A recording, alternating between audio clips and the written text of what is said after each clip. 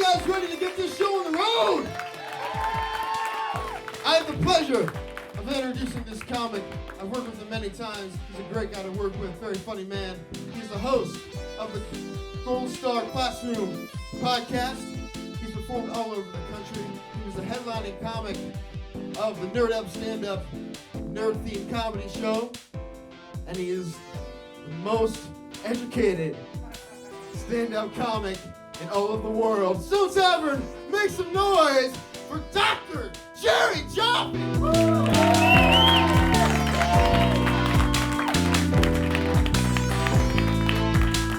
Tim Danko, everybody. And Anthony did a bunch of thank yous, so I'm not going to revisit Anthony, Jorge, Stone Tavern, Tim, everybody, all you guys. Thanks a lot. I will tell you, I'm just going to get started. My favorite holiday is right around the corner. My favorite day of the year is right around the corner. Spring ahead. No, it is. It's my favorite day of the year. It's the one day of the year sex lasts 1 hour and 2 minutes. Right. Thank you. You just have to start at exactly the right time. Timing is everything with that. I'm excited about spring ahead. I'm excited to be here because I'm excited to be anywhere outside the house. I've been married for 20 years. I've been married for 20 years.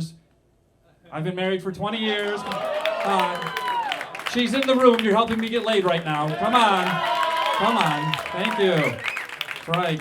I'm going to tell you, you too, if you want to have a long-lasting, serious relationship for that many years, decades, dare I say, it takes some effort. It takes some effort to keep the romance alive. I'll give you an example, Stone Tavern. Recently, my wife and I have started experimenting with rough sex. Yeah. Any rough sex enthusiasts here tonight? Come on. That's right. Well, I knew you were, sir. I've seen you online. You need to update your profile picture, actually. Consider that. My wife and I have been experimenting with rough sex. Now I shake her when I wake her up. Honey, wake up. It's Tuesday. You promised. It's my birthday. Wake up. Wait, I can just do this for 45 minutes. I don't know. Is that a good DVD to just do this for 45 minutes? Wake up. Takes effort. My wife is a good woman. She would never use sex to get what she wants. As far as I can tell, she would never use sex for anything. It's like a little mystery I'm trying to figure out. I don't know. She never used sex for anything. I had kind of an embarrassing thing or weird thing happen to me in the shower. I'm taking a shower, just, normal shower-like activities, and my wife comes into the bathroom to do some little errand. I'm not even sure what, but I think I'll give her a little show. I pull back the shower curtain, and I give her the sexy smile. And she looks up at me. She says one word, useless. And then she walks back into the living room. I know, useless. When I got married 20 years ago, I didn't even know there was such a thing as useless nudity. I thought it'd be like the Playboy Mansion. Sexy, erotic nudity all the time. I did not think it would be useless. So I followed her into the living room. Still naked. That's an important part of the story. Try to visualize that. You're welcome. Just get that in your mind. That's a gift from me to you. I followed her into the living room. She's watching television. She doesn't even look up.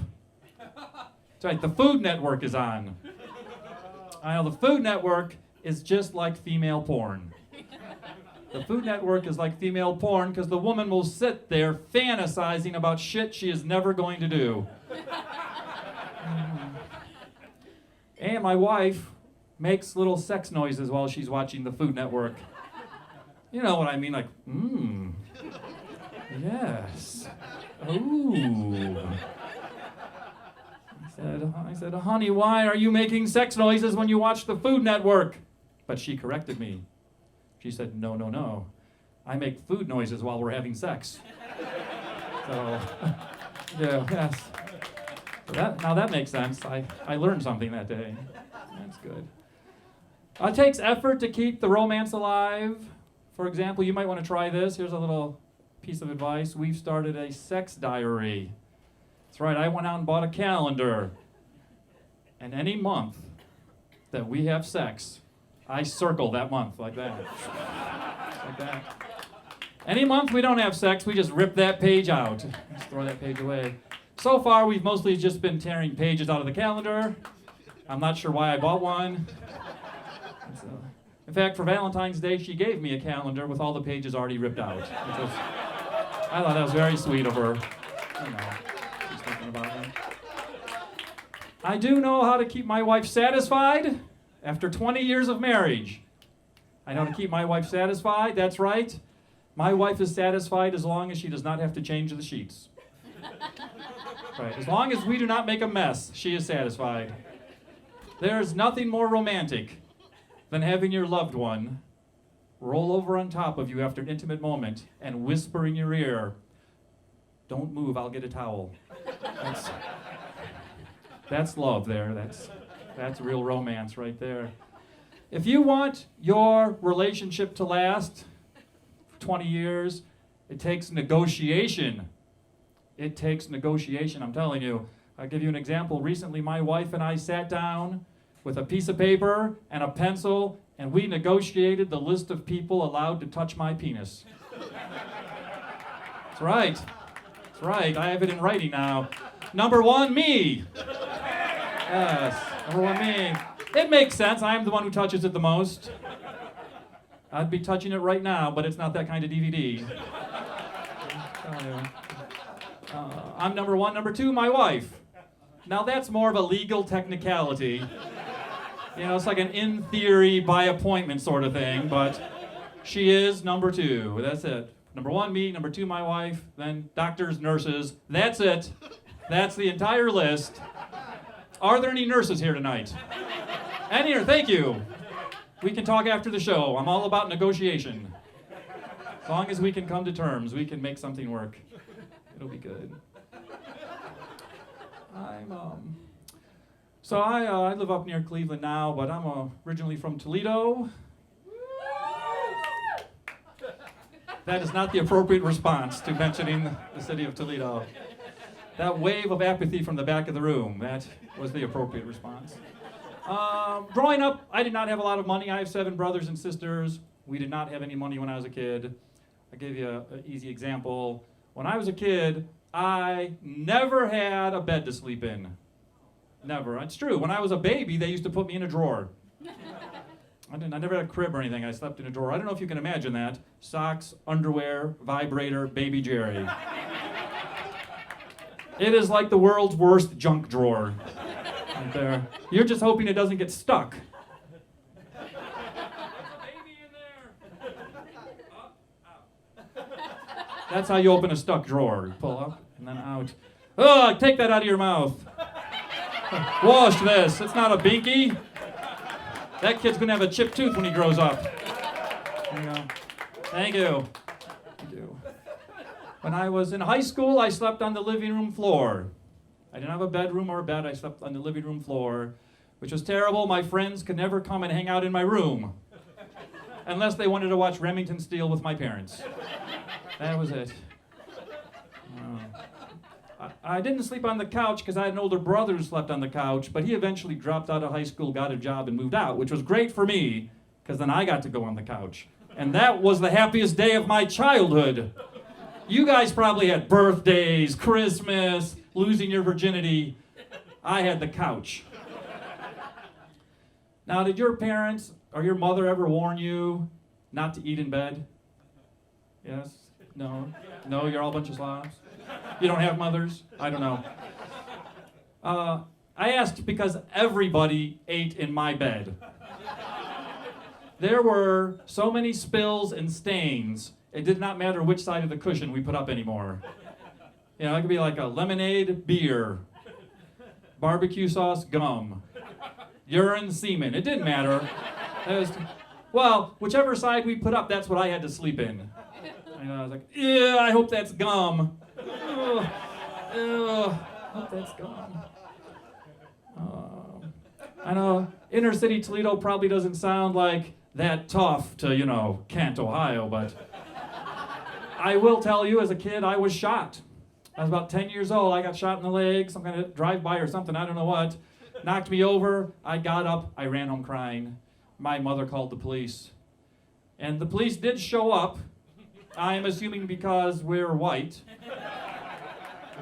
But they didn't do anything, assuming because we're poor. So that was it. It was kind of weird not having any money. Tell you, my family's Jewish, and when you're a Jewish young man, you're looking forward to your bar mitzvah, which is kind of, coming of age ceremony for Jewish men. But I never had a bar mitzvah because you need like a year's worth of Hebrew lessons so you can participate in the ceremony. And my family couldn't afford to pay for those Hebrew lessons because my father's business went bankrupt right at the time I was supposed to start Hebrew lessons, which, right off the bat, made us the world's worst Jews. And the rabbi at our synagogue would not let me take Hebrew lessons if we didn't pay for them, which, now that I'm thinking about it, makes that guy the world's worst Jew. Way to live up to the stereotype. Now that I'm older, I don't really care. I'm not really religious. It doesn't bother me any. But I will say, if my father had to go bankrupt, he could have at least done it before the bris. The bris is your Jewish circumcision ceremony. And so that means the rabbi took my manhood away and then refused to give it back. You can see why I'm not religious anymore. That was the end of that right there. Growing up in that kind of sort of inner city poverty, now one of the things I hate as an adult is the way that wealth is depicted in movies and television. I hate the way wealth is depicted in movies and television. It's not just that I hate rich people. I mean, I do hate rich people, but that's not what I'm talking about right now. I'm talking about the way wealth is depicted. I'll give you an example. I hate the way they depict gambling in movies. It's always so glamorous. George Clooney, James Bond, tuxedos, martinis. Have you been to the Horseshoe Casino? There's not a lot of tuxedos in there. There's way more oxygen tanks than there are tuxedos at that casino. And I gamble. I gamble every time I use my debit card. It is like the world's worst slot machine.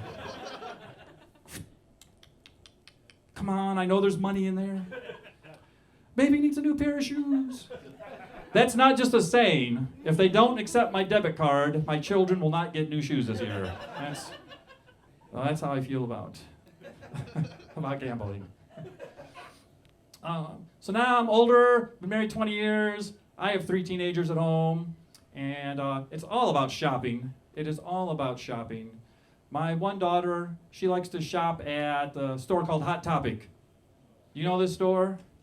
Yeah, you know that store, sure. My daughter has been shopping at Hot Topic so much lately, she is starting to look like a character from The Nightmare Before Christmas. I think if Tim Burton and Marilyn Manson had a baby, we would call it Hot Topic. That's what their baby would be. I wanted to be a responsible parent, so I went in there just to scope out the store. If you ever want to go to a haunted house but don't have any money, just next Halloween go out to Hot Topic. It's the cheap haunted house. So I'm in there scoping out the store. I just want to see what's what. I can tell you this. If you like skulls on your clothes, or Hello Kitties, or Hello Kitty skulls, this is the store for you. I'm in there browsing, and the young vampire who worked there came swooping down on me. Covered in tattoos and piercings. His face looked like a typewriter had exploded. You know, like period, comma, exclamation mark. And he says to me, "Are you lost, old man?" Then he tried to give me directions to Sears. The cool store for old guys, apparently. I don't know. Do you shop at Sears? Oh, well, you must be cool enough then. I don't know. So I said to him, said to him, "Hey, Edward." Thank you. "Hey, Edward, first of all, Edward is a stupid name for a vampire. But mostly, how old do you think I am? I'm still cool. For example, I have tattoos. I have lots of tattoos, actually, but they're in places where you can't see them. They're like little secrets that give me confidence. You know, secrets give me power and confidence. It's the same reason I wear women's underwear."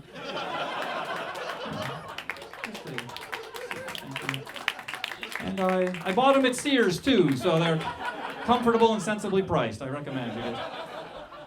So you should get your underwear. I've been married 20 years. I met my wife in Japan. I used to live in Japan. I used to teach English in Japan. I went to Japan right after college for the same reason most American men do, to date Japanese girls. It's pretty much an all-you-can-eat buffet out there. Going back for more. Just hope you like sushi. There you go. Sushi. That's a funny word. Hope you like sushi. Okay. I used to teach English in Japan. That's a good job. I think one of the most annoying aspects of that job is that most Japanese people learn to speak out of a book, and they're only sort of good with like model conversations, if they can say something that's out of a book. And I'll tell you what I mean. Like I had this group of adult beginners every Monday morning, and if I would say to them, like it'd be Monday morning, and I might say something like, "Oh, hello, Yukiko. What did you do last weekend?" And the answer would be, "I went to shopping and cleaning my room." "Oh, okay. Very nice. How about you, Akiko? What did you do last weekend?" "I went to shopping and cleaning my room." "Okay, I see. Okay, how about you, Yukiko?" Yukiko's a very common name in Japan. Like half of them are called Yukiko. "What did you do last weekend?" "I went to shopping and cleaning my room." And so on, like every person and every person. Finally, one of the more adventurous students might say back to me, "And you, sensei?" I go, "Oh, well, I went to shopping bought a gun, took gun home, put in mouth, thought about this class, and cleaning my room." That's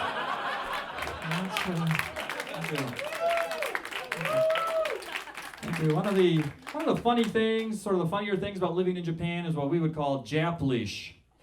It's like this sort of tortured English that you discover over there, torture, mistaken English. I used to have a T-shirt that said, "Happy, good time, basketball, happy." I loved that shirt. And I used to, in my apartment in Japan, I used to have a little waste paper basket that said, "This product, our life dream." I mean, it had tampons in it. I have to spell it out for you. This was your life dream. But my favorite was one of my beginner students gave me a New Year's card. In Japan, they give out New Year's cards like we give out Christmas cards. So you don't get a lot of New Year's cards. And one of my students gave me one, and she wrote a sentence in it, which was very kind of her, but this is what the sentence said: "This is cockier, did you know?" It says, "Cockier, did you know?" And I understood, because in Japan they use like the Chinese zodiac, and it was Year of the Rooster. So you can imagine she got out like the dictionary and tried to make that sentence like one word at a time, but she just wound up saying cockier that way. So I just tried to make it into a little joke. I said, "Mrs. Sonobe, I'm a married man." And she said, "I went to shopping and cleaning my room." That's the only sentence she knew how to say. So I didn't mind teaching English in Japan. That's a good job, actually. I lived there for 4 years, and one of the things that drove me out of Japan was not the students or teaching English, it was actually the other English teachers, because there's a lot of annoying gaijin in Japan. Because what will happen is, at the end of every school year, some of the senior, long-time English teachers go back to their home countries, and a new batch of FOB English teachers show up. So, fresh off the boat English teachers. and they're the worst because they get excited about every stupid little thing. I remember this guy saying to me, "Did you know they take off their shoes when they go inside? And they eat rice with every meal." This old woman on the street bowed to me. Yes, I know. It's very interesting, isn't it? They do take their shoes off, eat rice, and bow here because we're in fucking Japan. Japan is the country you have chosen to live in. Read a fucking book, for Christ's sake. So, one too many of those conversations pushed me over the edge, and I had to come back. I like living in Japan. I had a chance to learn things. When you travel abroad, you learn things. Like, before I went to Japan, I thought AAA was a battery size. I didn't know it could also be a cup size. I do. That's for your bra aficionados in the audience, you know. I think I did learn something living in Japan. I think I got a glimpse. I don't want to exaggerate, you know, in a room full of white people, but I think I got a glimpse of what it's like to be a minority member. Because I remember my first week in Tokyo, I was in a big department store food court, and there was 3,000 people all around me. And I'm pretty tall. I was the tallest one there. I could easily see around. I was the only white person. And I felt pretty conspicuous, awkward, vulnerable even. It's the exact same feeling I had last summer in Atlanta when my car broke down. Conspicuous, vulnerable, awkward, white. That's the... Speaking of Atlanta, I have a quick digression. Spoiler alert, Walking Dead fans. Spoiler alert, Walking Dead fans. The people who make The Walking Dead have obviously never been to Atlanta. Because they have the black to white ratio completely backwards on that show. They have like more British people on that show than black people, and that ain't right. I'm just saying they should do more research if they're going to put their show there. I like living in Japan. It was the only time I've ever had my penis complimented. Oh, I know, it sounds great, but wait. I was standing at the urinal in the men's room of Tokyo Station at the time, and I hear a little voice behind me, "Very nice penis. Very nice penis." And I turn and look, and there's like little 7-year-old Japanese fella standing right there. "Very nice penis." And it was awkward. I don't know. I mean, it is kind of a compliment. I wanted to say something. I didn't know what this like. Domo arigato, Mr. Roboto. Domo arigato. No bowing. No bowing. Please stand over there. No bowing. I hid one of these over here. Just a quick commercial break for 5 seconds. I don't know any funny way to drink water without making a mess, so I'm just going to keep it straight.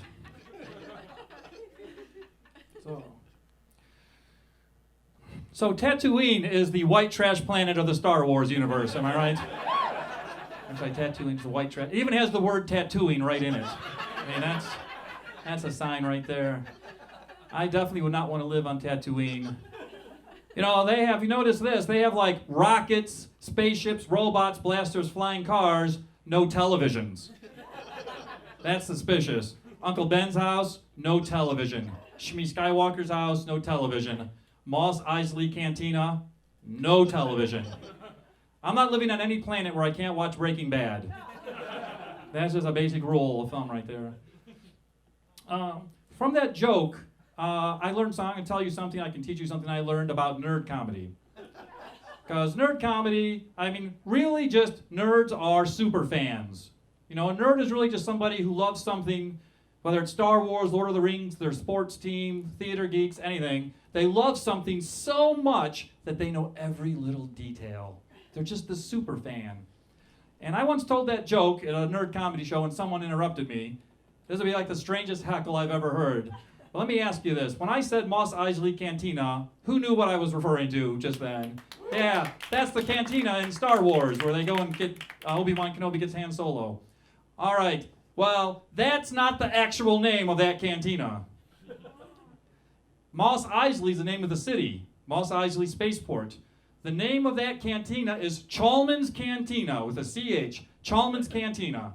And I had someone interrupt me because the original joke was not nerdy enough for him. He needed an even more obscure detail. I mean, even George Lucas does not know the name of that cantina. Just that one guy had to be on my show.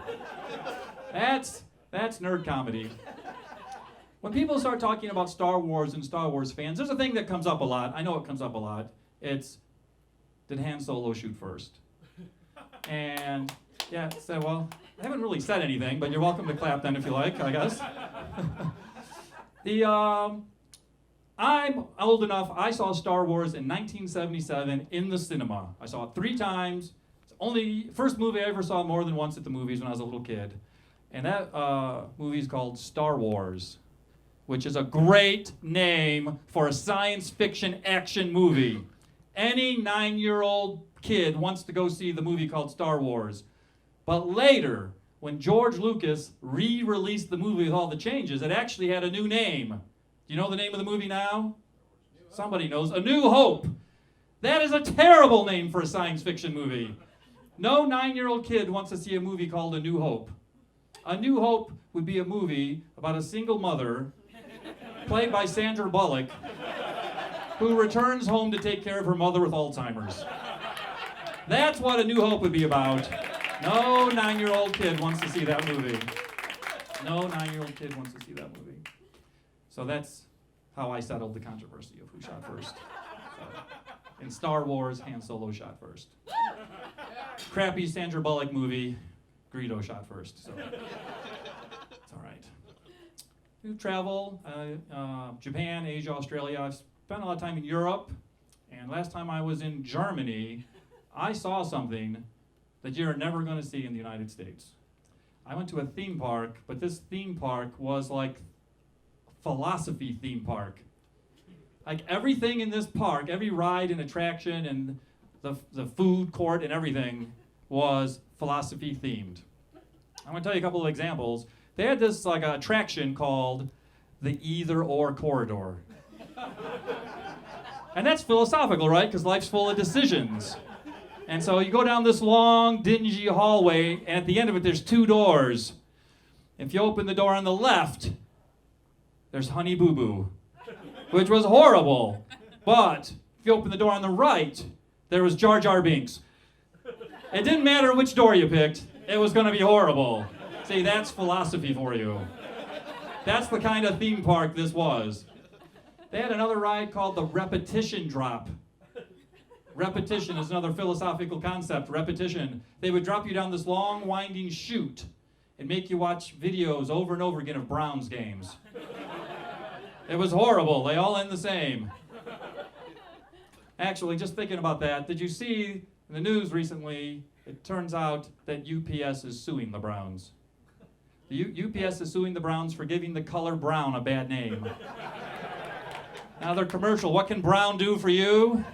About go 4-12 and fire their coach. That's basically it for what Brown can do for you.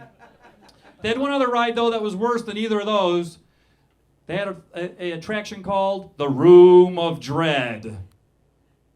Wow, I got real quiet in here. Okay, thank you for being quiet during that moment. The Room of Dread is a little dark room, and they make you sit on this little stool and contemplate the Republican candidates for president. It was terrible, you know. You don't come out of that the same, you know. That is gonna change you. The Room of Dread. Thank you. You're never gonna see a philosophy theme park in America. That is never gonna happen. Probably the closest thing is the Creation Museum down in Cincinnati. That's kind of philosophy theme park of sorts, I suppose. I went down to check this out because it sounded hilarious to me. I wanted to know what kind of inbred cretin doesn't believe in evolution in the 21st century. Which I think is ironic because inbred cretinism is itself proof of evolution. So, you know, the Creation Museum creationists, they're all biblical literalists, which I don't understand because they're not very good at being literal. I can help you all right now. If any creationist in the room, watching this DVD, hearing the sound of my voice, I'm now going to help you. Literally speaking, there are no dinosaurs in the Bible. Be a little more literal. Forget about the dinosaurs. You don't need to be obsessed so much with dinosaurs. I think it's funny when you see, it's my favorite, funniest thing on the internet, are creationist websites. Because they've rejected creationism, they've rejected evolution. They've rejected evolution, but the internet, that's cool. Thank you. I want to say, fine, if you're not taking evolution, you can leave your computer, your internet, your cell phone, and penicillin at the door on your way out. Because literally speaking, none of those things are in the Bible. So you won't need those. You can see this anytime on the news or on the internet, YouTube, some evolution creation controversy, and they're doing like man on the street interviews, and they showed a bunch of people in a row going, you can't put that in the classroom if it's not in the Bible.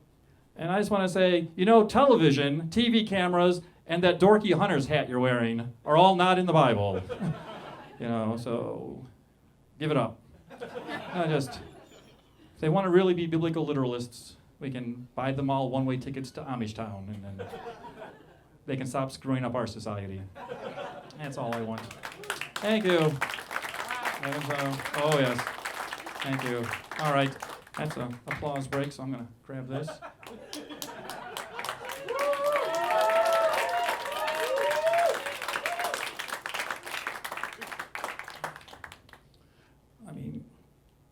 I can understand having imaginary friends, and even imaginary friends who talk to you, but you don't have to take them literally. For example, I love unicorns. I love unicorns. Do you love unicorns? Sure you do. I love fucking them in the ass.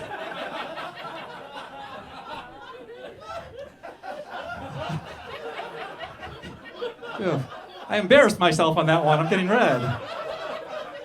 Don't worry, no unicorns were harmed in the telling of that joke, because unicorns are imaginary. They don't really exist. But I do love dragons. I love fucking them in the ass. Right. Don't worry, no dragons were harmed in the telling of that joke, because dragons are imaginary. They don't exist. I do love Republicans. Now, not all Republicans, just Republicans who believe in a woman's right to choose, and gay marriage, and evolution. I love fucking them in the ass! Don't worry, no Republicans were harmed in the telling of that joke. Republicans who believe in gay marriage, a woman's right to choose, and evolution don't exist. They're imaginary.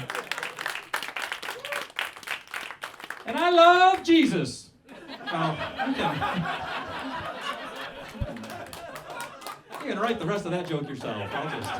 I'll just stop there. Joke writes itself. I was sitting in my car and that joke occurred to me and I did not stop laughing.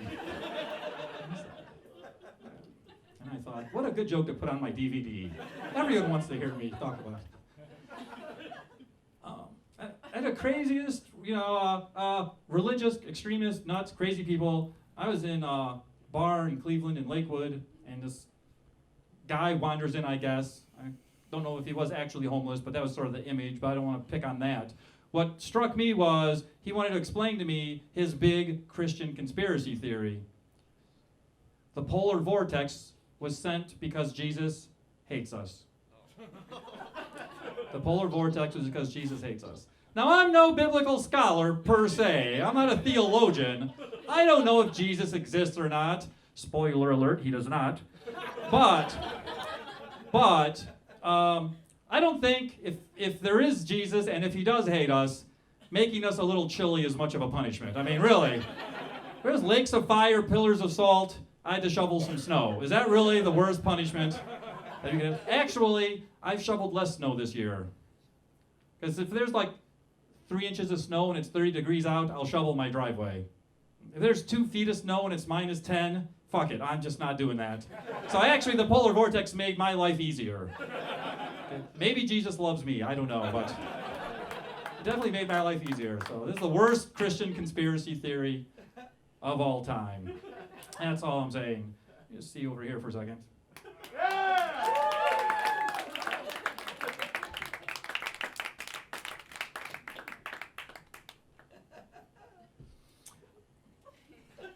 I love World Cup soccer. No, wait. I think I should start that joke in a different way.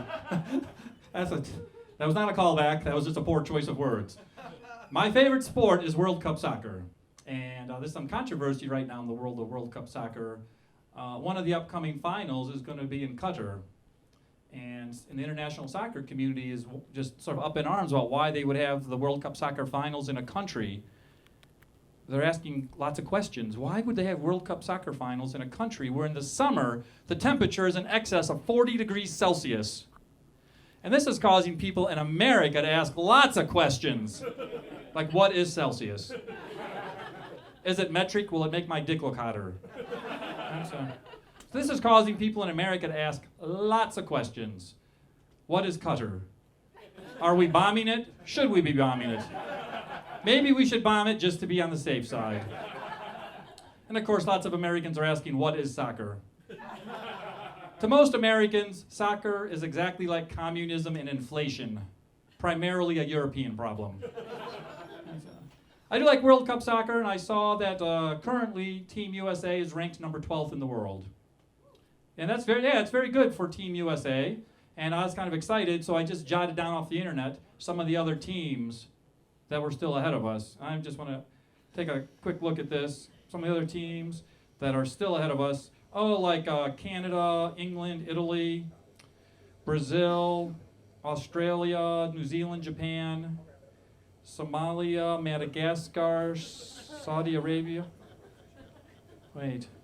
I'm sorry, this is my list of countries that have better health care than we do. Sorry, I picked up the wrong piece of paper. That was my mistake there. Sorry about that. So I have 3 kids, and recently I had to go to a kids' talent show. I don't know if you've ever been to a kids' talent show before, anyone, but they're a lot like karaoke, aren't they? Kids' talent show. Kids' talent show is a lot like karaoke because they are both only fun if you're drunk. That's a parenting tip for you right there. You'll be able to use that someday. I saw a kid at that talent contest who is now my hero. This little boy there is my new hero. Because he came out, this little kid, 10, 11 years old, and he had an electric guitar, and he sung the Joan Jett song, I Love Rock and Roll. And as you probably know, rock and roll is a euphemism for having sex. Which means that little boy got on stage of his school, in front of his parents, his God, and his teachers, and shouted at the top of his lungs that he loves fucking. And that makes that kid my hero because I can't even whisper that to myself in the kitchen.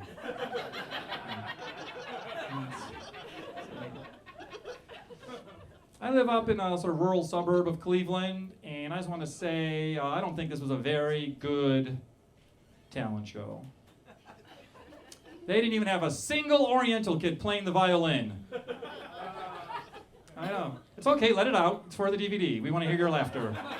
Don't be shy. Just laugh and laugh loud. Laugh like your grade depends on it.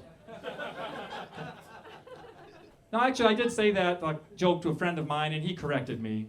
He said, Jerry, you cannot call people Oriental anymore.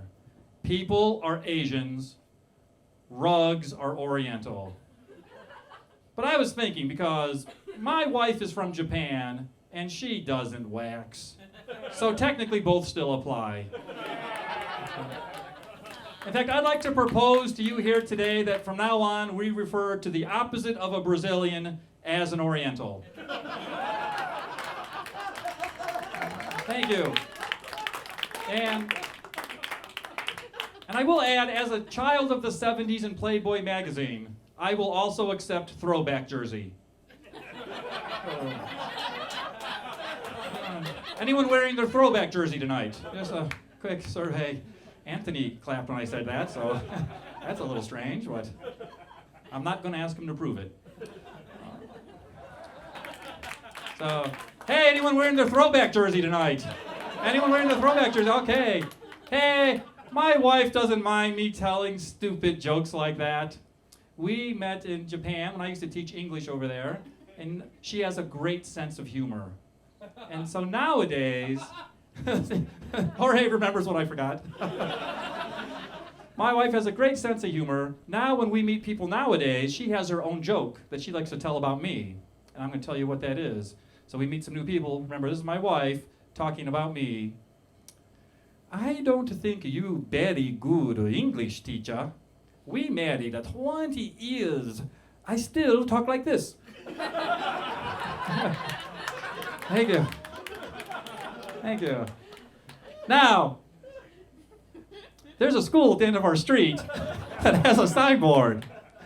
And it always says, student of the month, student of the month. And I think my wife is what they call in the media, tiger mom. Those aggressive Asian mothering techniques. Like, for example, she went into that school and she argued and she complained until they made our daughter student of the month. And our kids don't even go to that school. Now then, they also sometimes say teacher of the month. Teacher of the month. So I said to her, why don't you go in there and argue and complain until they make me teacher of the month? And she said, you not a very good English teacher. We married at 20 years. I still talk like this. Thank you. That's about what I deserved.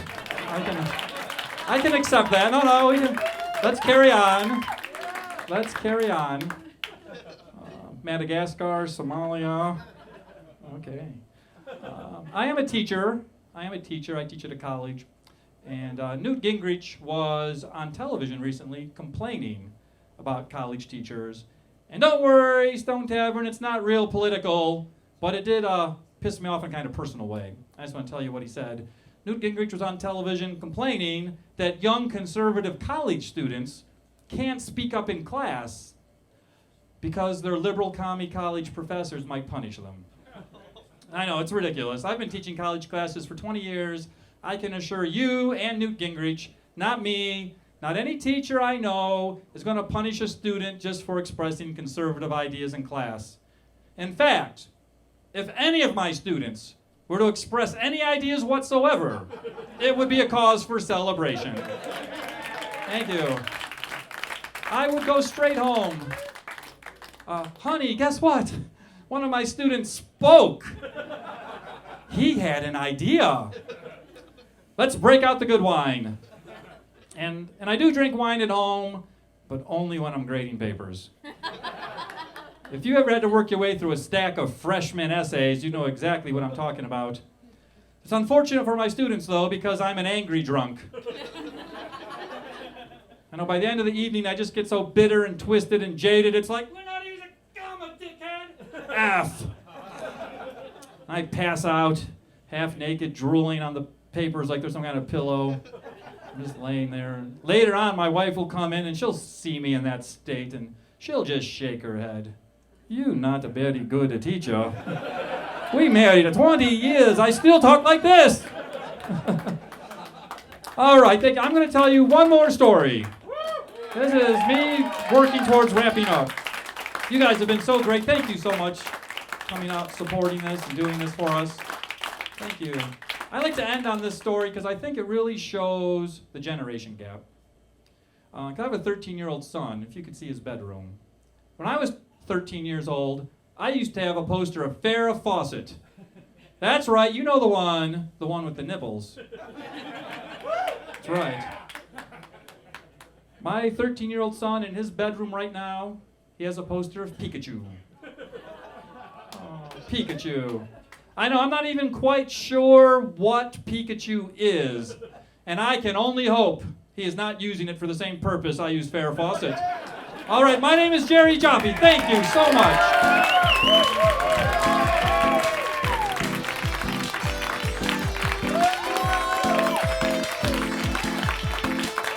Let's keep it going for Jerry Jaffe, everybody.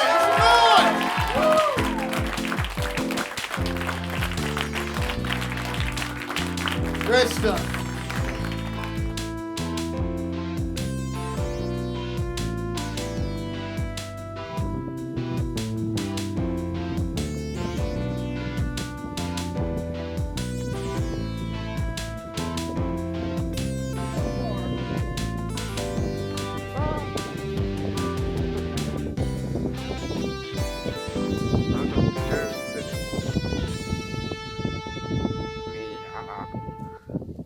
are.